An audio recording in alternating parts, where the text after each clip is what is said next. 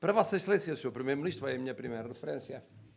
Esta é a segunda cerimónia no espaço de menos de 8 dias em que estamos juntos. A primeira foi de alguma maneira, da atribuição do nome de Humberto Delgado ao aeroporto da Portela de Sacavém. E esta é aquela que assinala o nascimento de uma instituição, a mais importante neste domínio de Portugal, a mais importante da Europa e uma das importantes do mundo. E a presença conjunta do Presidente da República e do Primeiro-Ministro não é ocasional, porque há menos de uma semana nós celebrávamos o passado. Hoje nós apostamos no futuro. O que quer dizer que personalidades com biografias muito diferentes, percursos e visões da vida, da sociedade, da economia, da política, muito diferentes, são capazes de convergir quando se trata de grandes objetivos nacionais. O objetivo de celebrar quem pertence já à história de Portugal, o objetivo de apostar em quem já pertence e, sobretudo, vai pertencer no futuro à história de Portugal. E eu penso que isso é simbólico, porque, no fundo, a nossa presença é também uma homenagem a todos os que nos antecederam. Aos Presidentes da República, aos Primeiros-Ministros, aos governantes, que ao longo dos tempos tornaram possível esta inauguração. É sempre muito agradável, de forma presencial, testemunhar a inauguração. Mas a gratidão e a justiça impõem que se recorde todos aqueles que tornaram possível o passo histórico hoje dado. Senhor Presidente da Câmara Municipal do Porto, Vossa Excelência é um homem feliz. E eu invejo de quando em vez, porque, tendo sido autarca em 3 autarquias muito diversas, Lisboa, Cascais, Salurico de Basto, nunca fui autarca no Porto, e imagino o que é de estimulante e desafiante ser-se Presidente da Câmara Municipal do Porto. Um desafio que Vossa Excelência tem enfrentado, com inteligência e com brilho, mas que é um desafio que é fácil de enfrentar.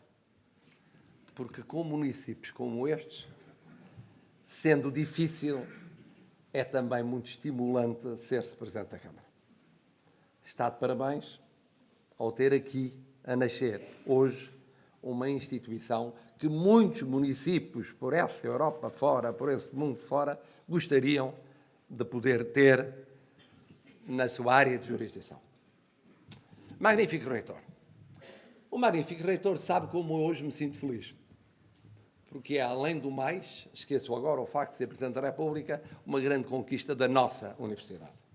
Eu tenho 2 universidades. Sou doutor em 2 universidades. Uma, através da longa e meticulosa preparação de uma dissertação de doutoramento. A outra, pela atribuição do doutoramento honoris causa. Também fruto, há que dizer, de uma longa e meticulosa dedicação à fundação da Faculdade de Direito da Universidade do Porto. Na comissão instaladora, primeiro, e depois no Conselho Científico. Sabe, Vossa Excelência, o que eu significo com as minhas palavras. E, portanto, é uma grande alegria que eu partilho, a que Vossa Excelência também partilhou com os seus antecessores. E que todos eles tiveram, à sua maneira, um contributo importante para este momento. É uma grande universidade. É uma universidade surpreendente. Porque se diria uma universidade concebida no estilo corporativo clássico, com uma estrutura clássica, dificilmente ajustável àquilo que se pretendia ser o regime fundacional e que, contra todas as probabilidades, soube optar por esse estatuto, soube renovar-se e sabe olhar de forma confiante para o futuro.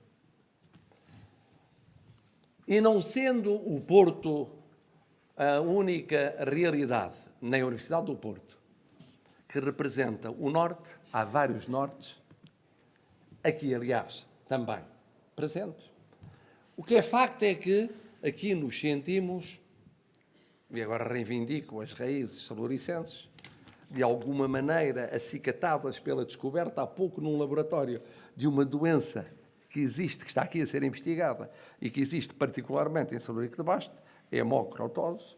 Eu tomei nota porque aqui há uma especificidade que me interessa em termos de raízes. Sentimos-nos aqui, no Norte, a testemunhar, como Vossa Excelência recordou, o segundo exemplo daquilo que felizmente há noutros pontos do país, mas que não deixa de ser paradigmático. Refiro-me ao consórcio entre as 3 grandes universidades nortenhas, prova da capacidade de juntar aquilo que o gênio de 3 líderes, de 3 instituições de investigação, converteu numa só. Está Vossa Excelência, de parabéns, portanto, por este feito, que é um feito precursor. Foi aqui evocado o professor Mariano Gago. Tenho para mim, sem desprimor para todos os membros do Governo que têm tido esse pelouro ao longo do tempo, e que todos têm os seus méritos, que houve 2 personalidades com estratégia para o ensino superior e para a ciência em Portugal nos últimos 40 anos. O professor Veiga Simão e o professor Mariano Gago.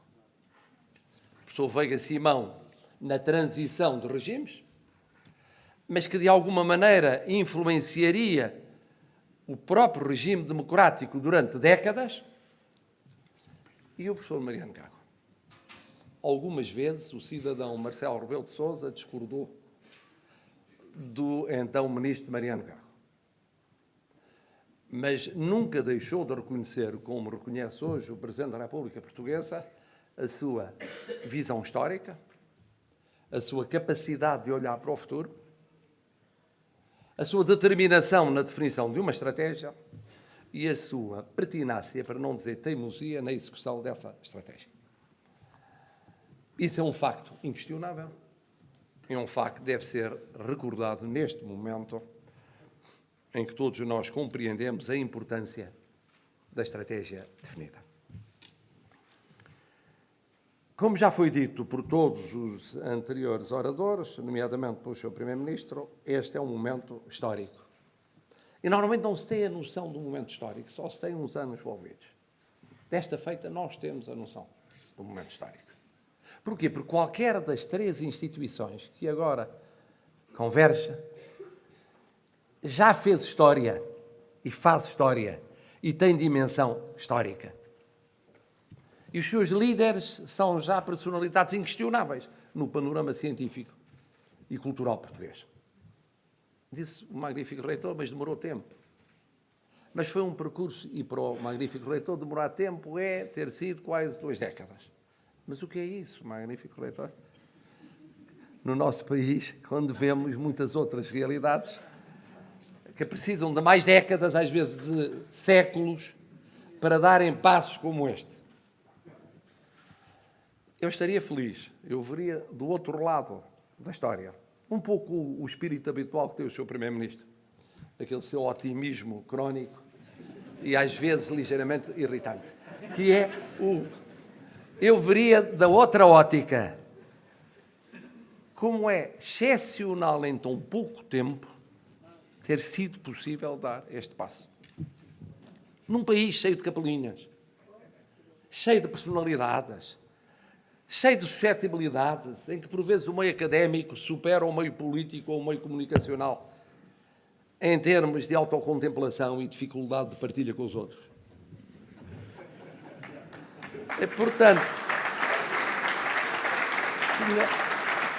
magnífico reitor, está Vossa Excelência angustiado por um processo de 14, 15, 16 anos? Eu estou feliz. Estou duplamente feliz por ter culminado no momento em que assumo as funções de Presidente da República Portuguesa. Porquê? Porque aqui há uma convergência que é uma convergência virtuosa. Já todos o disseram. É a convergência da educação, com a cultura, com a ciência, com a inovação, com a saúde. Não é preciso ir buscar relatórios como os de Porter, mas todos os relatórios sobre a estratégia de futuro em Portugal, relativos às últimas décadas ou às próximas décadas, falam na inovação, na ligação entre a inovação, a educação, a ciência, entre a academia e a pesquisa científica. E falam da saúde como um setor essencial de ponta para apostar no futuro. E aqui esteve o gênio dos que constituíram a pré-história do projeto e constituem a história hoje desse mesmo projeto. É que souberam entender isso. Souberam congregar esforços. Souberam fazer pedagogia. É tão importante isso. Muitas vezes a academia perde-se porque não chega à sociedade. Souberam explicar a importância do processo que se encontrava em curso e que culmina hoje. E que me permite esta reflexão final. Muitas vezes, quando penso no país, vejo dois países. E provavelmente há mesmo dois países. E ambos têm alguma razão de ser.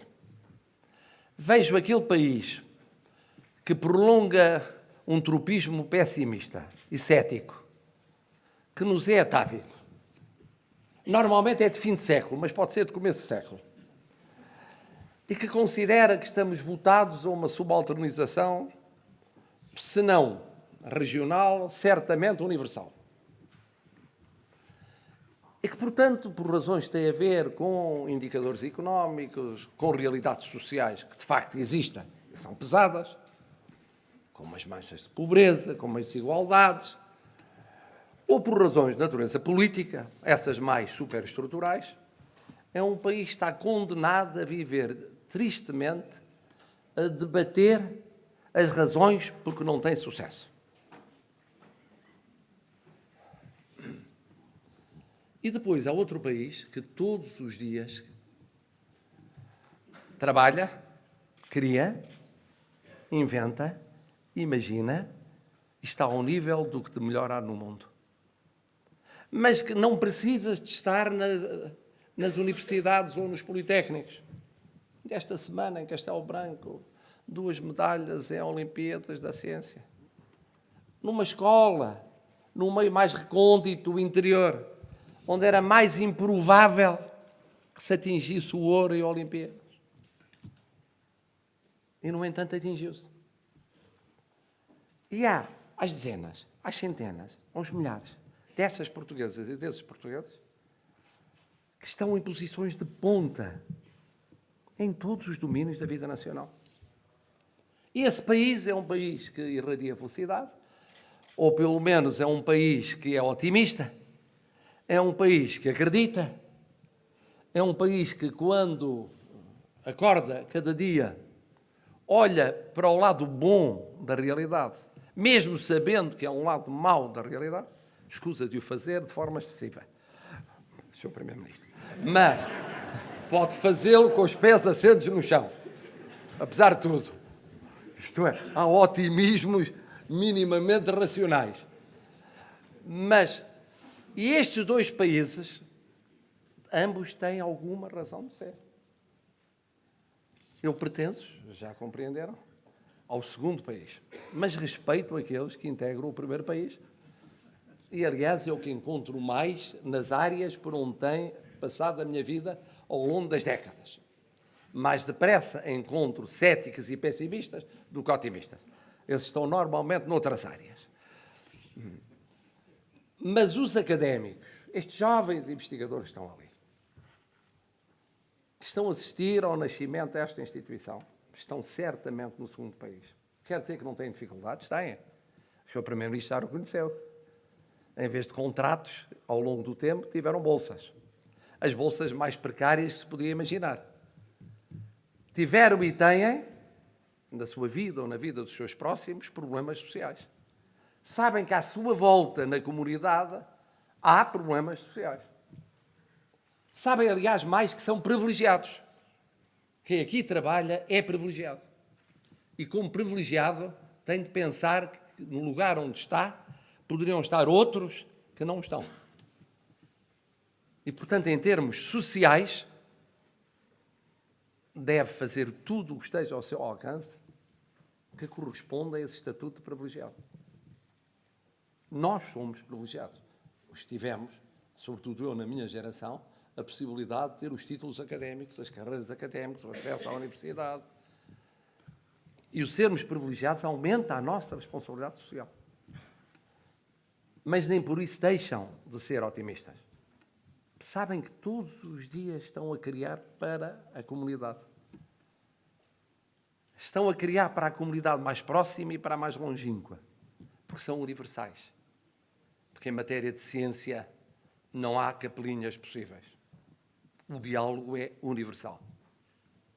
E é este sentimento de partilha do vosso otimismo, da vossa aposta no país, que eu queria vos transmitir-vos hoje. Queria transmitir como académico. Queria transmitir como cientista social, já sei, considerado, como todos os cientistas sociais, normalmente, como um cientista de segunda, comparado com a ciência dura dos mais talentosos e mais conhecedores. Mas, sobretudo, como Presidente da República Portuguesa. Queria agradecer a todos os que tornaram possível este dia. É um dia grande para a vossa vida, é um dia grande para Portugal. Muito obrigado.